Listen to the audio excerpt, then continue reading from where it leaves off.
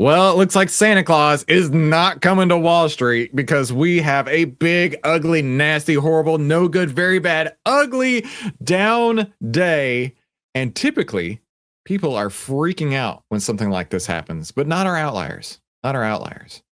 And the reason being is because they understand what it's like to have a plan and they understand what it's like to execute on that plan without having to stress. Now, my compatriot Joe here, an Outlier University graduate, he knows what it's like to go from, oh man, the market's down, I better freak out, to I've got a plan. What's there to worry about? Joe, tell me what that psychology shift was like, right? Because a lot of people today are scared to death. In fact, if they follow this up tomorrow, that's going to have the 10 under the 20, price under the 50, which is a official bearish trend. Now, it may not last forever like this one didn't over here, but that will be officially a bearish trend as of tomorrow. What's it like to change your mindset like this? Well, it's great to know what to look for. When you're just starting out your trend trading journey, you're just seeing all these candles with the various colors, and then you're learning about indicators. And there's so many indicators. You got to figure out which ones are even important, right? And so once you figure that out and you start trying to understand what it's like to have a plan and what signals might be in a plan, and then you're learning about expectancy, you're learning about exit signals, like you put all this together, it's like learning a brand new language. But once you get it all together and you know what you're going to do as soon as you put on that trade, when you're going to get out, you're going to let it run, you're going to look for your signals, there's just no stress. It's just you could check just once a day, like Chris does. You could check your chart once a day, and then you could act. Or if your lifestyle is going to allow you to watch the charts all day, you could do that too. You just adjust the plan to whatever you're comfortable with on a daily basis, and it's honestly, it's as stressful as you let it be. Yeah. If you just follow your signals, it's so relaxing. It's easy, right? You just act upon the signal. Joe, this is really great. I love how you said it as it's as stressful as you want it to be. Right. Ed Sakota, one of the market wizards, he has a very similar quote. He says, everyone gets out of the market what they want. The only thing I want out of the market is to treat the market like an ATM. I'm not watching it all day long. I'm not babying it. I'm not obsessing over the stock, right? And I just don't understand the YouTube channels that they'll get into a position, they'll be like AMD, they'll double down, they'll triple down, they'll say you got a dollar cost average all the way down. But the problem is you just don't know how far down it's going to go. Let's go look at AMD real quick. Down 5% today, right? You don't know how far this is going to go, but it's going to go back up. Just give it some time. Get as many shares as you can because you know it's going to go back up. Of course it's going to go back up. Look at it over here. It went down and we got as many shares as we could all the way down, versus buying it as it's crashing up instead of as it's crashing down, being in a profitability that much faster. Because if you bought it here in October, November last year, it took you until July of this year. And even with a perfect, beautiful V bottom correction right here, you spent 7, 8, 9, 10 months waiting to get back to break even, versus finding the bottom, using the 10 over 20 price over 50 bullish trend and letting that dude run and being to profit that much faster. Now, somebody did mention something about the SPY right now that I think is super appropriate, that it looks like the bat signal. You were talking about different signals, Joe. What do we do when we see the bat signal? What do we do when we see the bat signal? We call Chris, I guess. What do we do when we see the bat signal? You remain calm and you use OVTLYR. You remain calm, use OVTLYR, but do check OVTLYR because we got a sell signal on the SPY today. That's not good. We got a sell signal on Qs yesterday. That's not good, right? So looking at Q yesterday, or looking at the Qs today, we actually do have that bearish trend in place right here. We do have that bearish trend in place. So SPY could have that happen as well. What's up? Here's an interesting one from Daniel Ekman. This is something that OVTLYR taught me, right? What does it mean to be down? How big does a red candle have to be in order to be down? Well, you can learn that by learning about average to range and the ATR indicator. And you can get an idea, how does a stock typically move on an average day? And then that'll kind of help you understand if this candle is 3 ATR, it's a big down move. And then what is the bottom? Well, I mean, you don't know until after the fact. You have to wait for the trend to start moving in the direction you want it to go. And how do you know when it's moving the direction you want to go? You look at your EMAs, you look at your outlier signals, you look for the trends in the outlier platform to give you the indication that, look, this trend has changed. You're not going to get the bottom bun of the brisket sandwich, but the meat is right there ready to be taken. Delicious, Joe. So what I want to do real quick is I want to take a look at the 3 trades we have on now. Take a very, very brief look at it to see if we need to get out. Take a it's going to be super brief look to see if we need to get into any new trades. And then we're going to actually look at some new backtesting data that I just put out hot and fresh right before this. Joe hasn't even seen it yet. And I think it's going to really anchor home some points that I've been trying to make this week and trying to make inside of Outlier U. Wait, there.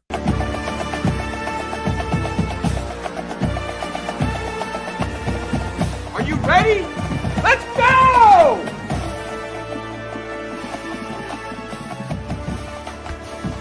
Respect is earned. Respect is never given. Joe knows what Outlier U is like, but our goal with Outlier U is to make you successful without charging you a dime. There are charlatans on YouTube who want to take as much money as they can from you because they don't actually trade. They don't make money in the market. They make money from you trying to scam you out of all the money they possibly can to teach you some BS strategy that you could learn on YouTube for free. Now, what I am doing with Outlier University is making sure to give you all of the information, all of the strategies, all of the techniques that I've learned over 16 years of trading for free. And when you're successful, this is our evil plan. When you're successful, you'll become an outlier because you'll see just how valuable it is. It's only 82 cents a day, and there is absolutely no cost associated with this. So I hope that helps because we are in the invitation-only live stream right now. This is where we help you save time, make money, and start winning with less risk. So if you are not already subscribed, please do so. Do it now. So I have a brand new slide deck. I just updated our slide deck PowerPoint on Google Slides. And the way that you get to it is the FAQ and member contributions. And then you'll go to the Outlier trading plan right here. This link is this document, and I just uploaded it to be exactly the same as my PowerPoint right here. So we have 3 plans now, Joe. We've retired Plan A. Plan M Plan M has superseded it. Plan A is still in the PowerPoint if you're looking for it, but just a little heads up, Plan A is retired. Why is it retired? Well, the reason being is that it had positive expectancy, but it was half of the expectancy of Plan M. So I just decided there's probably not any point in time where I'm going to choose A over M. So I'm going to focus my time on Plan M. But you do you, come up with your plan and continue pushing forward. So Plan M is what we're in right now. And first, before we add new trades, we need to look to reduce risk. And we need to review our active signal exit trades because the most important part of the plan is planning on the plan not going to plan. So plan and exit signals. Outlier sell signals. So I have all of my stocks that are in right now, which is HTGC, LC, and SYF saved as my favorites over here. So I can very quickly see, oh, no sell signals on those, even though there's a sell on the SPY and sell on Qs. So we're done there. A 10-20 bearish cross. Let's jump into those 3 and look for a bearish cross on the 10 and 20 moving average. 10, 20, no cross. 10, 20, no cross. And 10, 20, no cross. Okay, cool. We're good there. What about an outlier block? It needs to be at least 120 calendar days old. There are a couple overhead outlier blocks on these guys. There's a little one that's developed right here on LC. A little one. Why does it do this? That's developed here on HTGC. But this is not 120 calendar days. It's like 5 or 6. And same on SYF. It's developed a little bit of one right here. So I don't have any exit signals in these 3. None of them have earnings. None of them have gapped up 5% and are now crapping down. That's just not the case. And none of them have hit my 2 ATR stops. So just that fast, I know I have nothing to do on my existing trades. So let's go look for any new trades today. I got capital. Let's put it to work, right? So Plan M, we're going to start with the market. That's 40% of any move. SPY having a bullish trend. Well, That's getting a little bit iffy right now. If we look at this very moment, right now, we can see we do have the 10 over the 20, but we have price under the 50. That now technically is a sideways trend. Tomorrow, it could potentially be a downtrend, but we don't know what's going to happen. Joe, have you got the Nancy Pelosi plan in TradingView yet? No, I did upgrade my TradingView membership, but it did not include the crystal ball, unfortunately. Maybe that's one of those like hidden achievements. After you've reached, Congress, then they unlock that, right? They unlock that subscription. But I guess until then, we'll have to just not predict the future. Yeah. We don't predict. We just let the market tell us what to do. Now, how about the SPY buy signal? That's a no-go. So, well, we pretty much nailed the coffin right now. No new trades. So, Joe, you know what's great to do when you don't have any new trades to put on is review your backtesting data. Now, here's what separates OVTLYR and us and what we're doing versus every other joker here on YouTube. We actually have proven backtested plans. We have a team of over 20 PhDs, actuaries, all kinds of unbelievably smart people who came up with these entry and exit signals. And then we worked with a quant to help us take the entry and exit signals and develop a full trading plan around it. Now, again, this is not trust me, bro. Like every other YouTuber, $75 in this one stock, Joe's gonna make you a millionaire. In fact, I know what'll make you a millionaire. I've got a quick pro tip for you. Pro tip. This is definitely something you're never going to get tired of. Absolutely not. Pro tip. Just buy SoFi. It only goes up. Yeah. Here's the thing. None of that's true. You are not going to be a millionaire by putting $75 in this one stock. Sorry to break it to you. But all the brokies who are out there watching these videos who have no idea what they're talking about, and they see $75 this one stock, I have 125. Oh man. So I wonder how many Lambos I can get with my 125. Because if I can be a millionaire with $75, then a trillionaire? I could be a trillionaire with $125. This is going to be the greatest. Come on, come the fuck on. We could also win the lottery, right? But the chances of that are pretty much the same.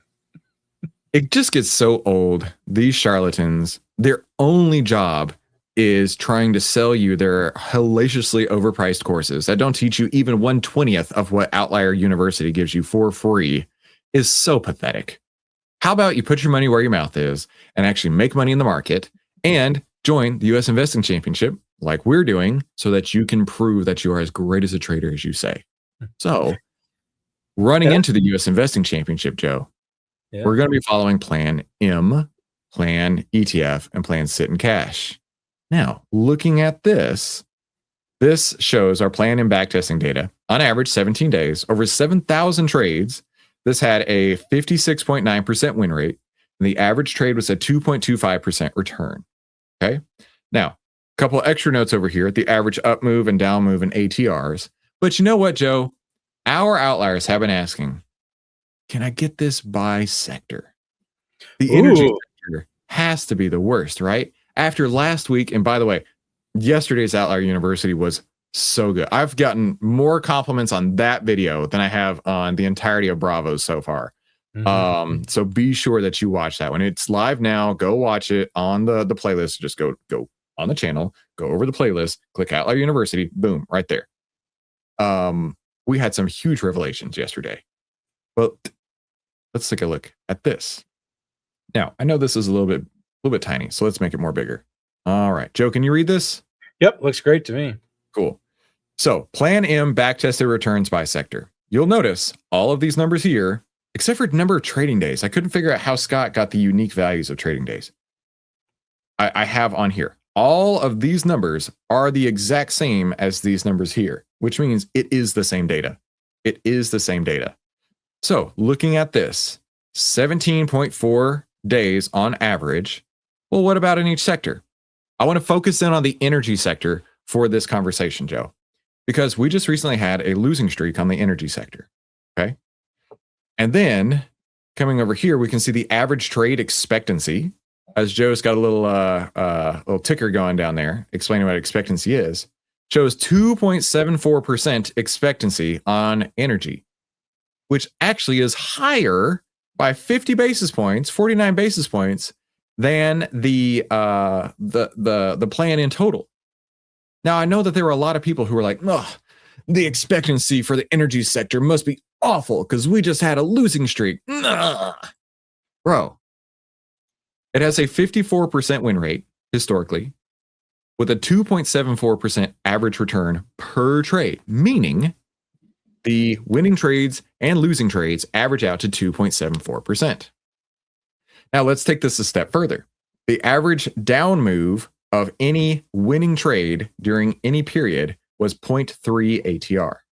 The average up move of any winning trade at any point in time was 3.45, and the average winning trade ATR went up to 2.5 ATRs.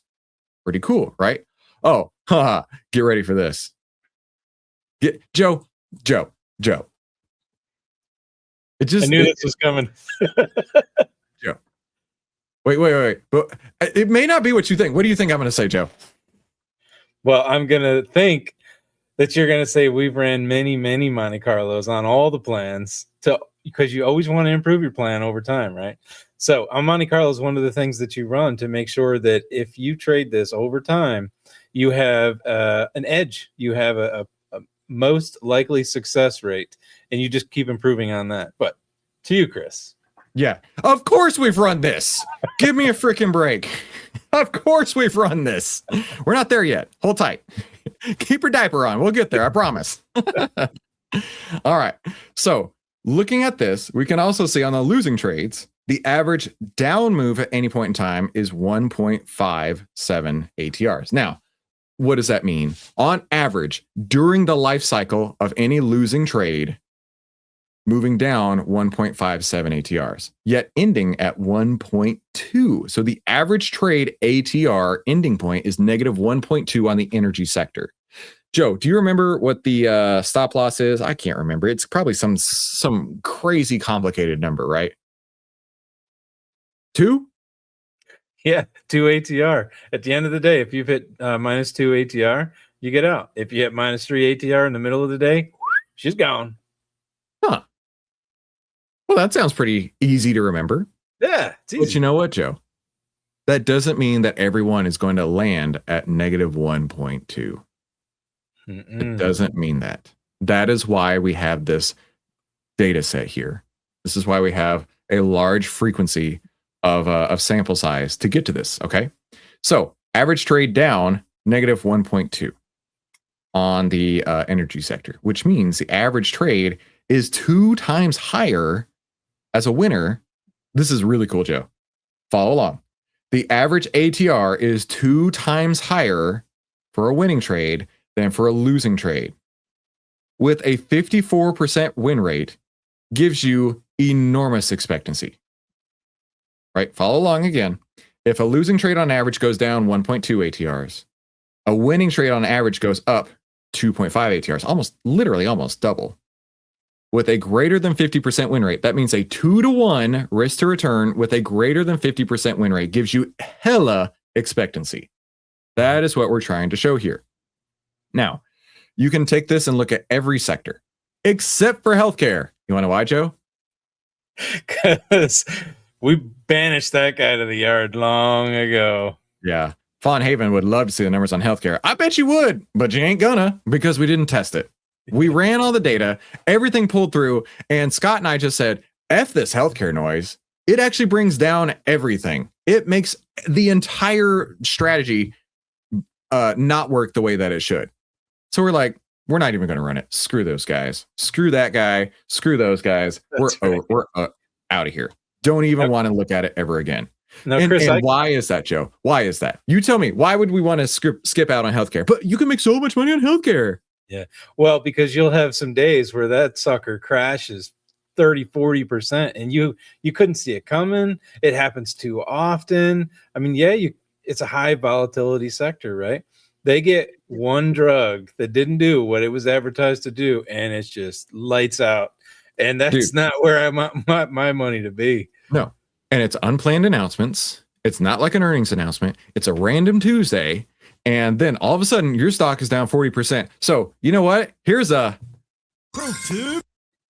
You're not going to get tired of that. I promise you're not going to get tired of a pro tip. Here's a pro tip. Don't even trade that entire sector. Screw that noise. I'm out of here.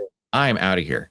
And you know what Carlitos says? You know what really interested him about OVTLYR? The data. So many random guys on YouTube share theory, right? Trust me, bro. And he loves data. So do I. Mm-hmm.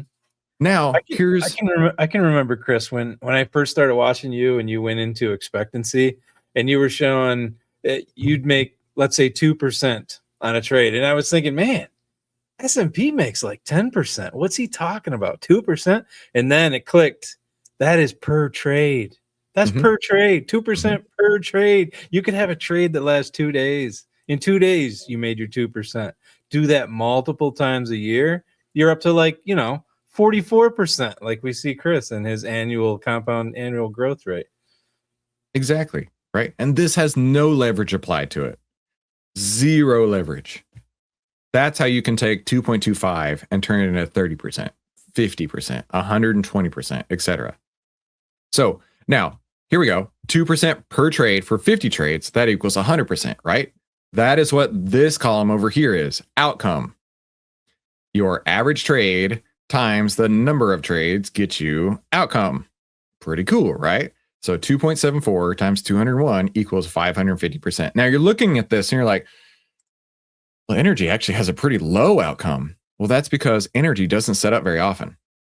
Over the 7,000 trades, only 201 of them. Only 201 set up in the Plan M, right? And that's 2% on the stock, not 2% on your account. Exactly. So this shows low, but it's because frequency is super low. And this one shows high, right? Because it's got 7 times as many in the financial sector than the energy sector, where it has roughly the same expectancy. So therefore, you've got significantly higher outcome. So don't focus in on outcome because, Joe, I don't think it's very likely that you're going to be taking every single one of these trades. So you know what, Joe? I wonder what would it look like if we randomly took 5 trades on any random day when Plan M sets up.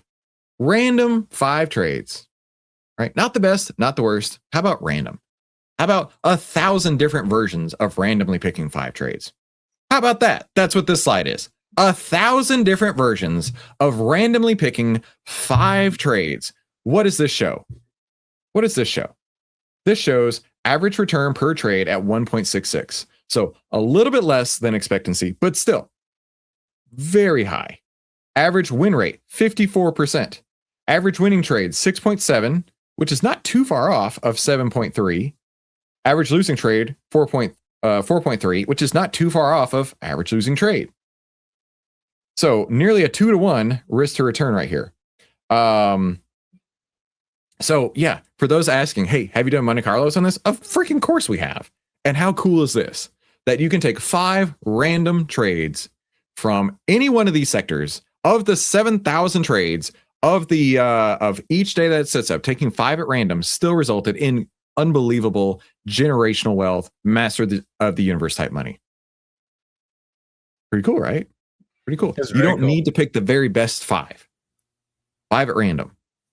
Mm-hmm. This is how you can roll into the U.S. Investing Championship with a big old fat cash, big old fat stack of cash in your back pocket, knowing that most likely, now granted, anything can happen, at the end of the year, you're going to have more of fat cash in your back pocket. It is pretty cool. It is pretty cool. Very cool. I'm super duper stoked about the U.S. Investing Championship because I got all the data to back me up. There is no other YouTuber that I have seen that has any data whatsoever because they aren't professionals. They're not professional investors.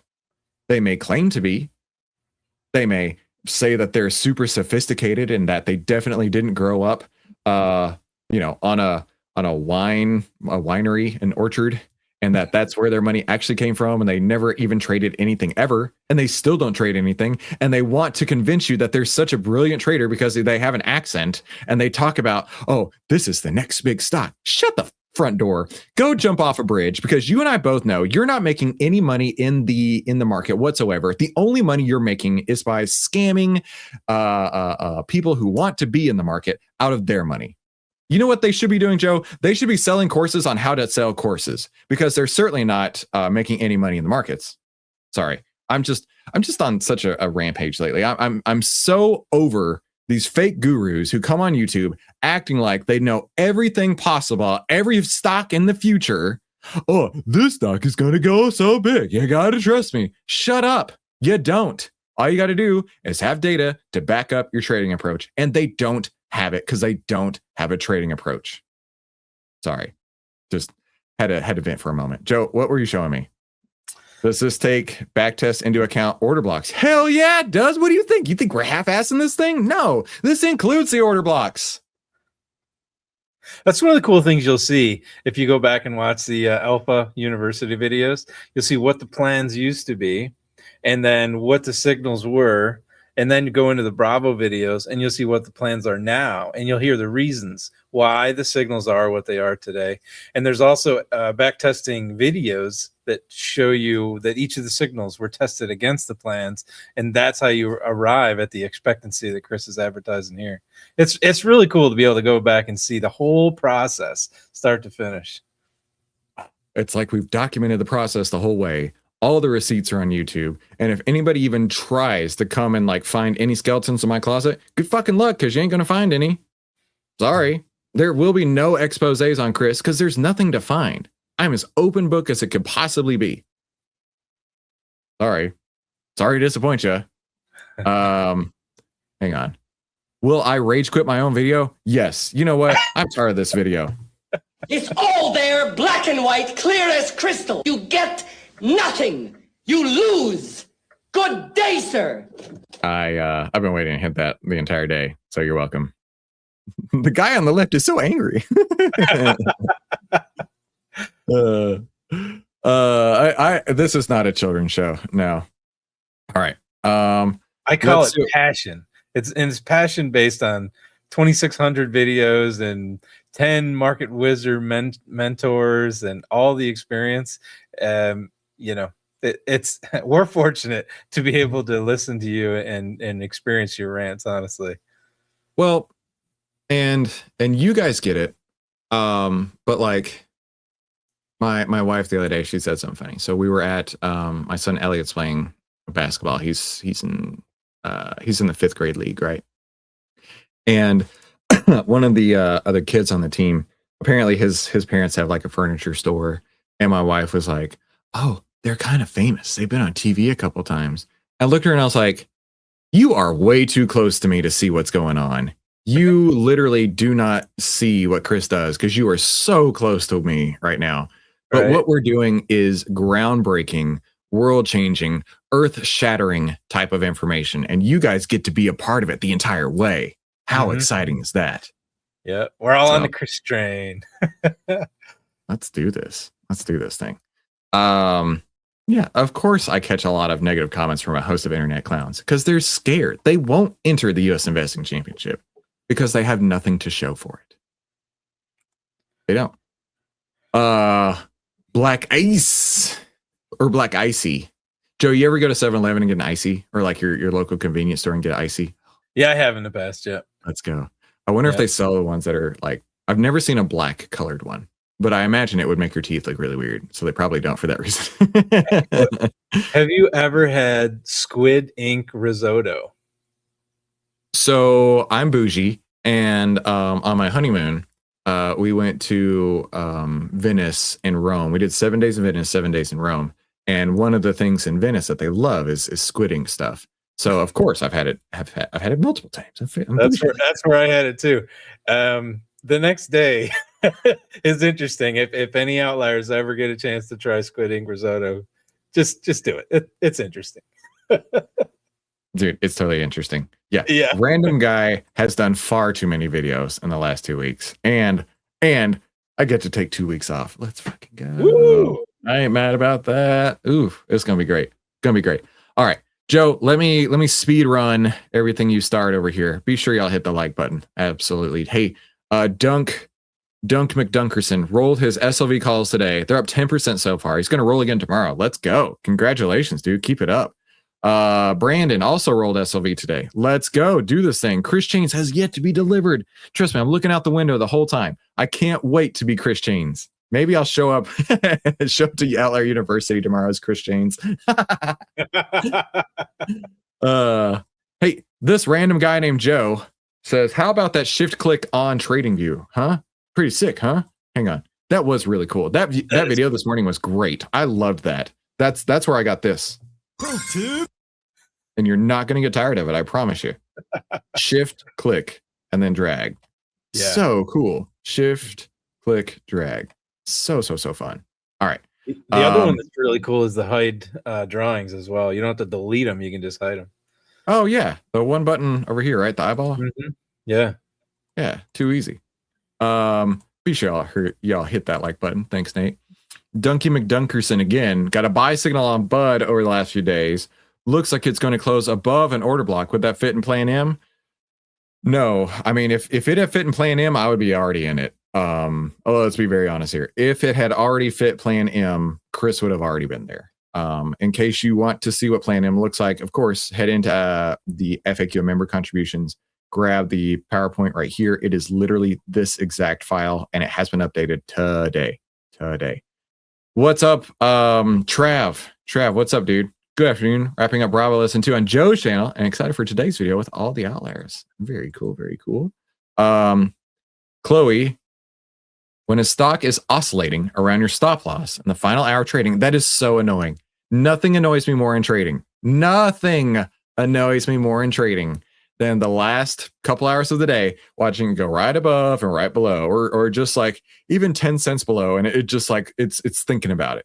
I hate that so much. I would rather it be $100 below. Listen, I don't want it to be $100 below, but just make it obvious. It's that those things right there that just annoy the mess out of me. How do you determine when to make the final call and hold the position or exit? Joe, you've seen me do this a couple times now. What would you say? This just happened last week, actually. So we're recording this December 17th. So if you watch a video from last week, you're going to see what Chris does. Maybe the stock was NOG or something. What he does is he watches it. He'll start an hour before the end, because that's typically when we're in live stream. And he'll say, is it below -2 ATR? Is it even worse? It's at -3 ATR. If it isn't, then he's just going to hold out. If it's just hovering just above the -2 ATR, he'll just wait a few more minutes. But by the end of the trading day, if it goes below it, he's going to sell. If it stays above it, he's going to hold. Yeah. And honestly, at that point, you got to stall. You got to stall, because everything in my plan, at least, is based on close of day data. And I don't want to screw it up, right? I don't want to close it 45 minutes before the market closes. We get a big rally, and actually, I would have never closed it, and then it runs, right? But if I can close it in the last 5-10 minutes of the day, it's getting pretty obvious at that point if it is or isn't going to close under my stop loss. But the real answer is I just stall. Oh my gosh, a red candle day. Where's the freak out? I don't know. That's what we started this whole video on. It's a big, ugly, nasty, terrible, no good, very bad day. And yet we don't have anybody freaking out. At least no outliers. I'm sure lots of people are freaking out. When SPY is down 1.1% so far. Yeah, dude, this is a big, ugly, nasty candle right here. Michael Ross, the boss. Well said, Joe and Chris. As outliers, it's an ongoing learning journey. Paul Denizen of the Deep was talking about how those are just the stock prices, not even leveraged on the data. Questioned a lot was the time period on the backtesting 5 years. Yes, so outlier data goes back for 5 years, and that's what we measured, is all the buy and sell signals during that time. Am I selling my trades before going on vacation? I'm not going on vacation. I'm just hanging out. And not making videos. So I'm not going anywhere. Joe, you going anywhere? Joe is going somewhere. No. We have family coming. You lying bastard. Don't tell me that you're not going anywhere. You told me beforehand. Joe's trying to play it off. Joe has a whole secret identity. He has a secret family as well. Don't tell his real family, but Joe has a secret life going on. That's right. That's right. No, the vacation question though. You have to remember you got to cut the winners short, cut the losers short, but let the winners run, right? So just because you're going on vacation, that's not really a signal to sell. If it's still going well, you could still leave that on if your plan lets you, right? Squidding Joe, no. Squidding Joe. How many names can we come up with for Joe? No Show Joe, Sleepy Joe, Squidding Joe, Justice League Joe. I love Hawaii. I can't wait to go back. If you've never gone, y'all have to go. When you get that Masters of the Universe money, you have to go. I have never gone. I'll have to do that. You have to go to the Big Island or Kauai, like the island with Oahu. That's like going to New York City. Go to the other islands. That's where it's at. Yeah. Well, probably should announce this, but there is a possibility of doing quarterly meetups next year. We had a meeting last week talking about some ideas for 2026. Quarterly meetups are on the table. And I think I will suggest Hawaii as one of those quarterly meetups. That way I can get my Hesh to pay for my trip. Nice. There you go. Yes. Outstanding. Ooh, he's right. The backside of Oahu is good. That's an amazing beach over there. But you know what? The backside is not so good around my house. I'll tell you what. Last question of the day. See, this is one of those names I messed up last week. High skiing down. Yeah, high skiing down. But it's not high skiing down. It's his kingdom within. Yeah. But I prefer high skiing down because you're starting up high, you're skiing down. Yeah. Why are some stops set at half ATR and others set at 2? Well, for any sort of confusion, I have not used a half ATR in a minute, but I did for a long time. Plan M is a 2 ATR stop. Plan A, which is retired, uses a no, it doesn't use a half ATR stop. I thought it did. I have not used a half ATR stop in a hot minute. So that would be oldie data right there. That would be oldie data right there. Now you could be confusing half ATR roll point.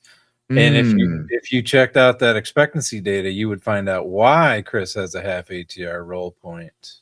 Did someone say expectancy? Ooh. Hang on. Why not? Pro tip. I told you you're not going to get tired of it. Wasn't it funny? Did you notice my camera? Pro tip. Like it doesn't take it full screen. Okay. Let's pop this open real quick. Okay, so the reason we roll at a half ATR to start with, the very first roll comes at a half ATR because on average, even the losing trades go up half an ATR. And it's really close across the board. Look at that. Between 0.47 and 0.62, 0.65. On average, the losing trades will go up half an ATR at some point during their life cycle. Now, the thing is that when this happens, we don't know if it's going to end up as a loser. We still don't know if it's a loser. So by doing a roll as fast as we can, we're taking off risk as fast as possible. We're keeping the trade on. We're taking those partial profits out of the market right away. Now, on average, the winning trades go up 3 ATRs. So which means on average, we can roll them at least 3 times. Pretty cool. Maybe even, no. Actually, we'd roll them 4 times, a half ATR, and then 1, 2, and 3.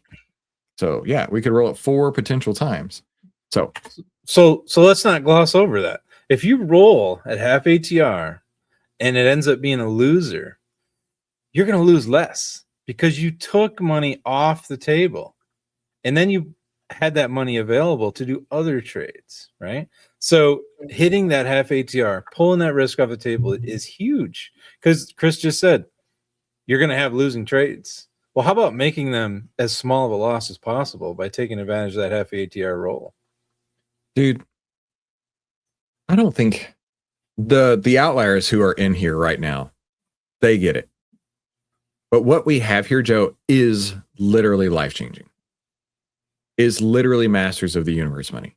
All we need is more expectancy, more opportunities, and to continue to trade the plan without messing up the plan. Mm-hmm. I don't know how else to tell you. Continue pushing hard on building your plan, and then once you have that plan, never ever ever ever ever breaking your plan, because then you don't have that plan anymore. Yeah. It is a great pro tip. I agree. Pro tip. Nope, you're not tired of it yet. I know you're not. I'm out of here. You guys have a fantastic day. Joe, thanks for hanging with me. See y'all soon.